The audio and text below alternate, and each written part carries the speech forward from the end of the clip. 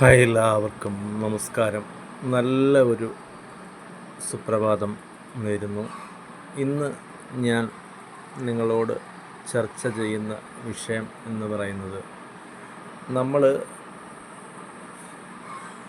ഈ ഹോസ്പിറ്റലുകളിലൊക്കെ പോകുമ്പോൾ, നമുക്കിന്ന് ഹോസ്പിറ്റലിലൊക്കെ പോകുമ്പോൾ ഒരുപാട്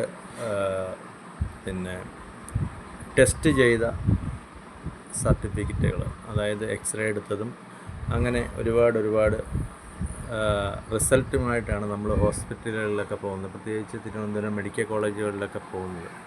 അപ്പോൾ പോകുമ്പോൾ നമ്മൾ കൂടുതലും ഇത് ഒരു കവറിലാക്കി സെപ്പറേറ്റ് കൈ പിടിച്ച് പോകാറാണ് പതിവ്. അപ്പോൾ നമ്മൾ ബസ്സിൽ യാത്ര ചെയ്യുമ്പോൾ കൂടുതലും ഞാൻ കണ്ടിട്ടുള്ള ഒരു കാര്യമാണ്, നമ്മുടെ സ്ഥലം എത്തുമ്പോൾ ഈ കവറെടുക്കാൻ മറന്നു പോകുന്ന ഒരു പ്രവണത പലരിലും കണ്ടിട്ടുണ്ട്. അപ്പോൾ ഈ കണ്ടക്ടർ അവസാനം നോക്കുമ്പോൾ ഒരു സർട്ടിഫിക്കറ്റ്, എക്സ്റേയുടെ സർട്ടിഫിക്കറ്റ്, അങ്ങനെ പല ഡീറ്റെയിൽസുകൾ അവരുടെ കയ്യിൽ കാണും.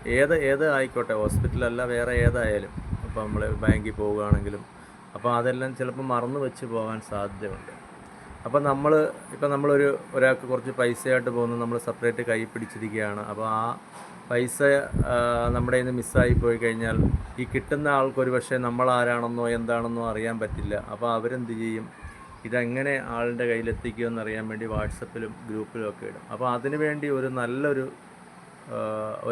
സൊല്യൂഷൻ ഞാൻ നിങ്ങൾക്ക് പറഞ്ഞു തരികയാണ്. നമ്മൾ ഇപ്പോൾ ഒരു സർട്ടിഫിക്കറ്റ് ആയാലും ഒരു ഫോമായാലും എന്ത് സാധനമായാലും ഒരു കെട്ട് പൈസയായാലും, അപ്പോൾ നമ്മളിത് ഒരു സുരക്ഷിതമായ ഒരു സ്ഥലത്തേക്ക് കൊണ്ടുപോവുകയാണെങ്കിൽ അതിൻ്റെ പുറത്ത് നമ്മുടെ പേരും നമ്മുടെ ഫോൺ നമ്പറും കൂടെ എഴുതി വയ്ക്കുക.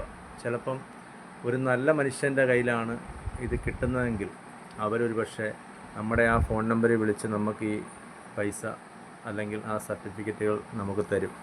അപ്പോൾ അങ്ങനെ നമ്മളൊന്ന് ചെയ്താൽ നമുക്കും അതൊരു ഗുണമായിരിക്കും എന്ന് ഞാൻ നിങ്ങളോട് പറയുകയാണ്. എല്ലാവർക്കും നല്ലത് വരട്ടെ എന്ന് ആശംസിക്കുന്നു. നന്ദി, നമസ്കാരം.